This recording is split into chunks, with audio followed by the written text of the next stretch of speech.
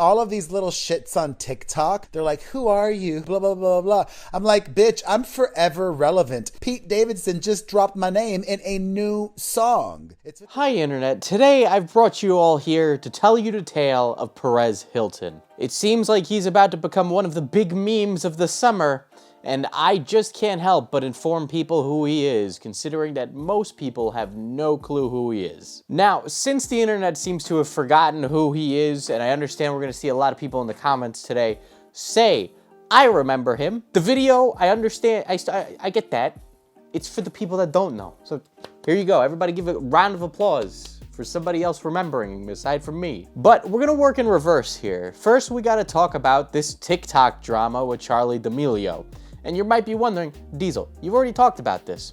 Well, there's a very particular reason why I'm talking about this first, because, you know, we live in a crazy clown world run by clowns. If you're really curious about all the details of this drama, you can go watch my former video on Perez Hilton. It's much more comedy-based, but, you know, if you're really desperate to know the details of this, go right ahead. But Perez basically made the argument that a TikTok that Charli D'Amelio did was overtly sexual and that she should take it down.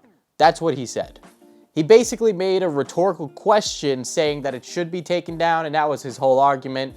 And then he kind of like backed up his argument by giving an opinion on Charli D'Amelio's parents, particularly her father. He was basically saying the father was irresponsible and therefore makes total sense why Charli at such a young age would be doing stuff that's quote unquote inappropriate. You know, backseat parenting from a stranger, you know, it's a little douchey thing to do, but that's about it. It's also what I would call a quantifiable dick move, considering the person is so young.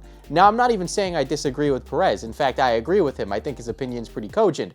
But Perez is as Perez do, and instead of just giving an opinion, he has to rub it all out in a dumb drama escapade where he has to look like the bigger man, instead of, you know, just give his opinion where everybody would agree with him anyway.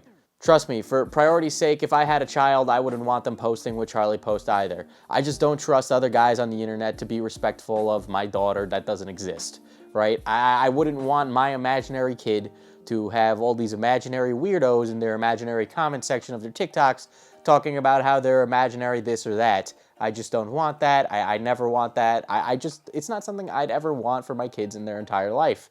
That's even me sitting here saying this as this being my job.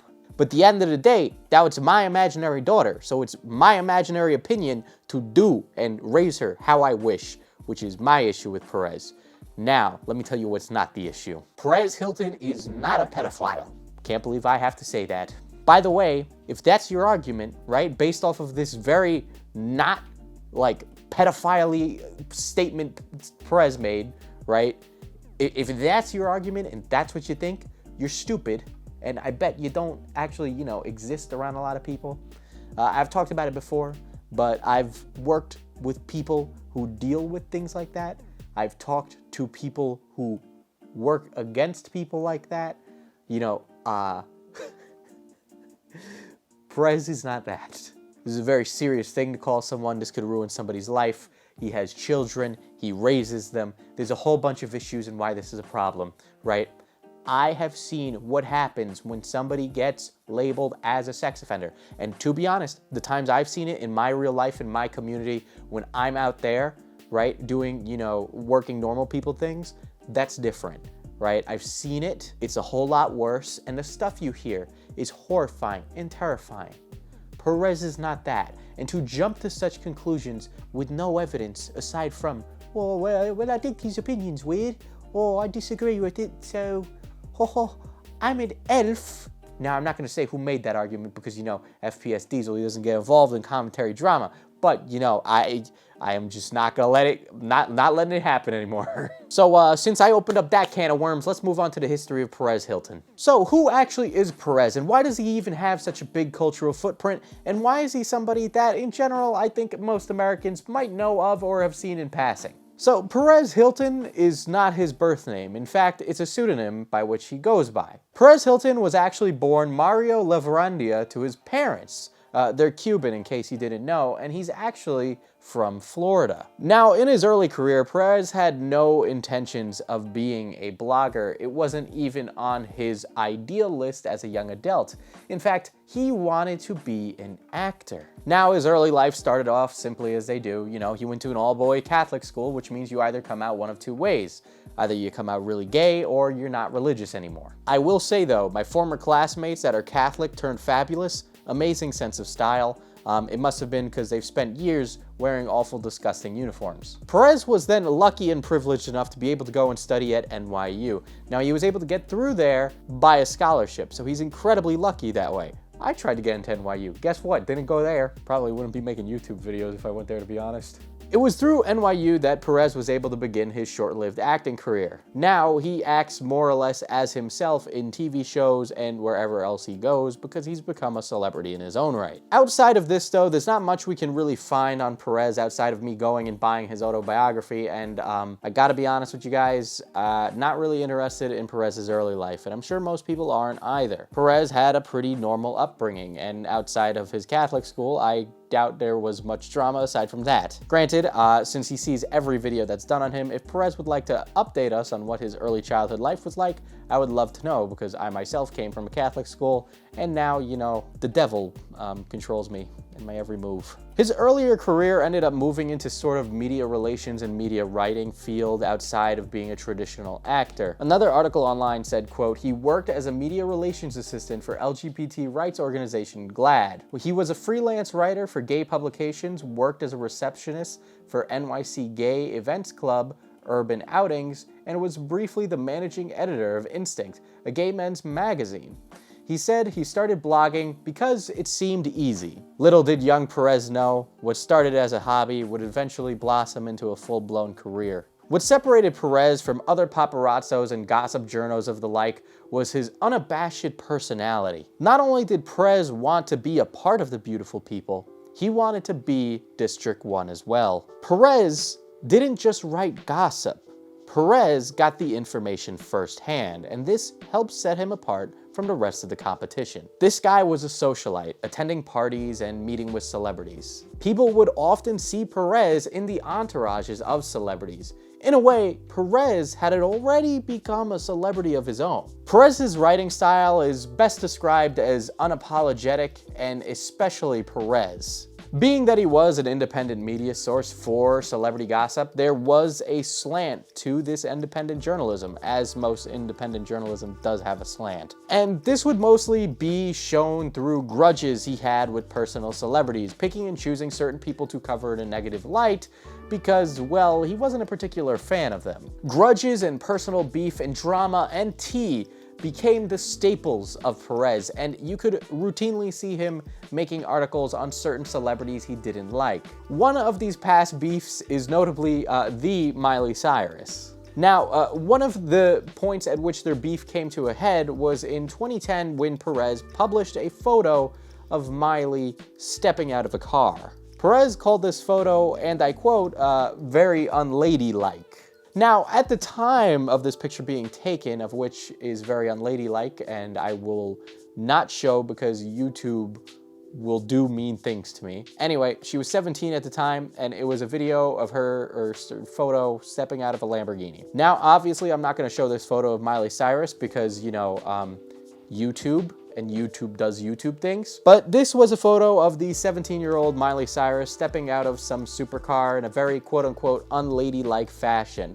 Essentially, her little underwear and all that from the skirt was showing. Now, the video and the pictures and all that, it was blurred out. You couldn't see anything, and there was nothing like that posted. Perez himself even said that all the naughty bits were covered and she was wearing pants, but it was very unladylike. Regardless of this, this led to accusations of child pornography. The reasoning for this is because many claim this photo actually showed Miley Cyrus bearing her 17-year-old vagina to the world. Unfortunately, in a now defunct response video, because it was posted with Flash and it's gone forever, I cannot get it. Now, I'm going to be quoting it here, but it's from an article, so bear that in mind. So Perez said, quote, Miley was clearly wearing underwear. Do you think Miley is that stupid to be out in public without panties? Sure, I like to be controversial, but but I don't want to go to jail. Now, as the story doesn't end here, Perez did not get charged with child pornography. He also didn't go to jail from this. Now, according to Miley, Perez did this for a very specific reason. Apparently, Perez did this because her album was going to be dropping soon. That this was a good time to post something, that made her look bad because, let's be real, her new album was dropping on Friday. It was through events like these that christened Hilton with the title, the quote, Queen of Mean. But his newfound fame allowed him to do other things and change up the game in different ways by becoming a supporter for causes he believed in. Before we get on to that, I would like to say though that this content is supported by Patreon. Yes, it's by patrons like you and these wonderful people that content like this is able to happen.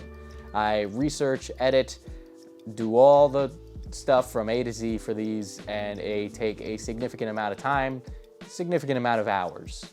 They definitely do help if you can't support me over there. If you can't, or you'd like to buy some merch, we do have merch as well. So that would be great. When you support the channel, you get access to exclusive content, podcasts, tons of stuff. You can head over and check out at the link below. Thank you to all the patrons who support me.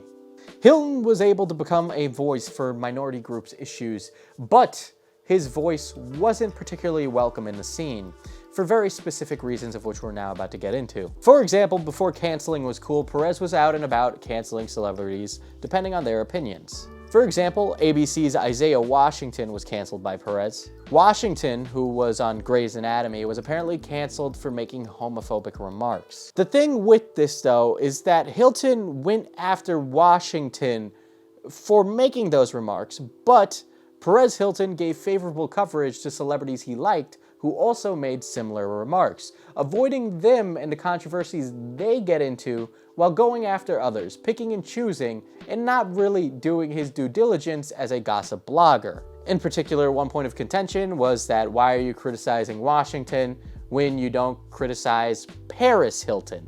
Not Perez Hilton, Paris Hilton, this person. Now, this brought up questions of bias in his writing and if he was coming from a certain sort of standpoint and who he had ties to.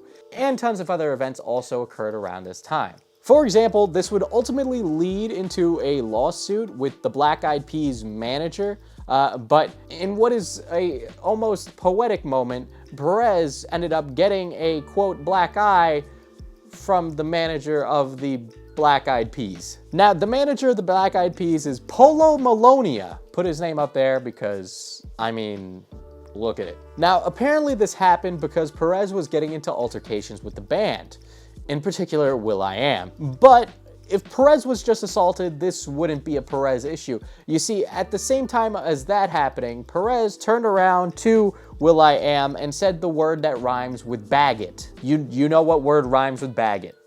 Starts with an F, ends with a T. Perez Hilton said on his blog, quote, "The other night in Toronto, after feeling physically threatened by a verbally abusive will.i.am of the Black Eyed Peas, I chose the most hurtful word I know to hurl at him. I was in an out of the ordinary situation and used a word that I would not utter under normal circumstances.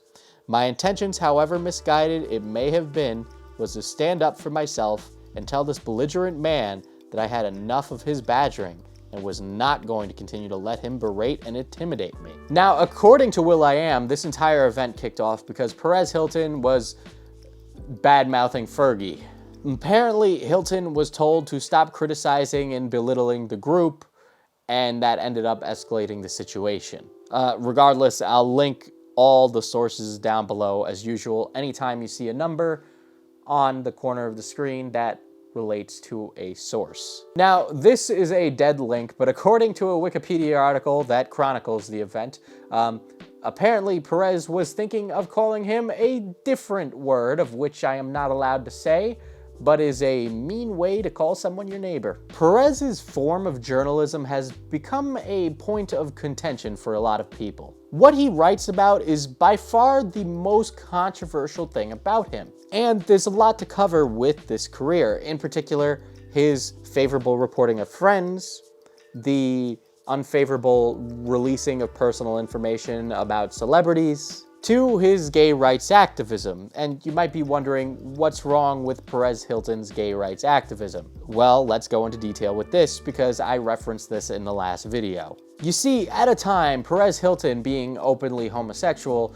feels it his duty to inform the public of other celebrity LGBTQ members. Perez's argument for this was that he was doing a, quote, service for the people in 2006. Now, Perez said to all of this that he is, quote, trying to make the world a better place. In a way, Perez has become famous for outing celebrities as LGBTQ and saying whether or not they're in the closet. According to Perez, by doing this and outing these celebrities against their will, it's moving the conversation forward in the LGBTQ community and allowing for there to be more representation. Allow me to interject here, but you know, that's just how he feels about it, and I probably did a better job of presenting his own argument than him. Most notably, he outed Lance Bass of NSYNC for being gay, as well as the one and only Neil Patrick Harris. Now, in reference to Bass, Perez said, quote, "I don't think it's a bad thing. If you know something to be a fact, why not report it? Why is it still taboo?" Now, these statements have long been argued on the internet on whether or not it's okay to do something like this or not. I will leave it up to the comment section to determine whether or not they think that is okay. And the reason Perez says that it's okay for him to talk about these things is because you're a celebrity. Your life is no longer private anymore. Now, the opposition to this says that by Perez doing this, he is reaffirming anti-gay rhetoric. They also say he's risking people's careers, job opportunities, and safety by saying they are homosexual or not. A GLAAD spokesperson went on to say, "I have to question the character of a man who attacks others on such deeply personal levels without provocation and for self-benefit, monetary or otherwise. If he's emotionally incapable of exhibiting even the tiniest bit of compassion for closeted people, if he can't be sensitive to the fact that coming out is a very personal decision and that the process can be difficult for some, especially celebrities, I feel sorry for him. If his juvenile behavior is his shtick, I think it makes him much more a pathetic figure, and one the gay and lesbian community should not support. If we support behavior like Hilton's, we applaud shallowness, arrogance, rage, and invasion of privacy, and risk becoming what we despise." In 2010, Hilton said he would change his tone in a bid to stop bullying, saying that he would change up his writing style when it came to reporting on celebrity gossip. He said he would be doing this even if it meant losing readers and attention. Of course, regardless, after this, there have been small controversies that have occurred throughout his career, Charli D'Amelio just being one of many. Perez is a lot more than a blogger, though. Remember how I said he was an actor? Well, it doesn't mean he stopped acting. Perez has appeared in TV, movies, you name it. He's even been on reality television shows. In particular, some more interesting moments where Perez has come into the limelight is when he was on WWE Raw as a guest referee.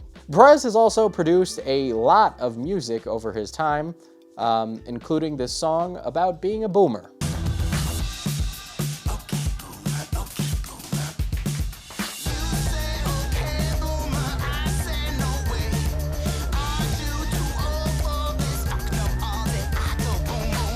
That isn't to say Perez is all bad, though. I'm not going to say that. In fact, the man has actually lost a significant amount of weight, and I do think that deserves some praise.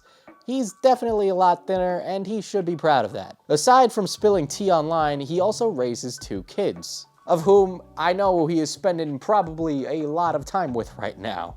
I will say, though, after having his children, Perez has toned down quite a bit, though one wonders what'll happen when they find their father's TikTok. In relation to his TikTok, Perez says that he revels in the idea of being a cringy old boomer, and that he finds it quite fun to annoy Gen Z. Outside of spilling the tea on YouTube or on his blog, he can be found on TikTok dancing, shirtless or not, and talking about the tea. Perez's star status, while not as strong as it used to be, is still definitely something worth mentioning. He's appeared in recent large productions, has been talked about by various global superstars. The man's not a nobody, as much as I have joked in the past. He is definitely somebody of note, and yeah, he's not as famous as he used to be, but he's still personally Perez. When you think Hollywood gossip, I'd be hard-pressed to think of any one person outside of TMZ aside from Perez Hilton. If you like this video, you can go and support me on Patreon and get early access to it. Patrons get early access to big videos and interesting pieces like this. They also get access to exclusive videos, as I said earlier, as well as podcasts and just tons of stuff. Tons of stuff. I try to make sure that it's worth every penny that anybody spends. I want to make sure they enjoy it, as well as the merch. If you really do want to buy merch, I would really appreciate if you did. I spent a lot of money making sure that merch happened, and I'm super proud of the work that the artists put in, that I worked with. Point being said, if you want to go follow me on Twitter, you can do so over on FPS Diesel, as well as Instagram at FPS Diesel. I think that's everything. Make sure to subscribe. It helps a lot. I want to make this my full-time job by the end of 2020.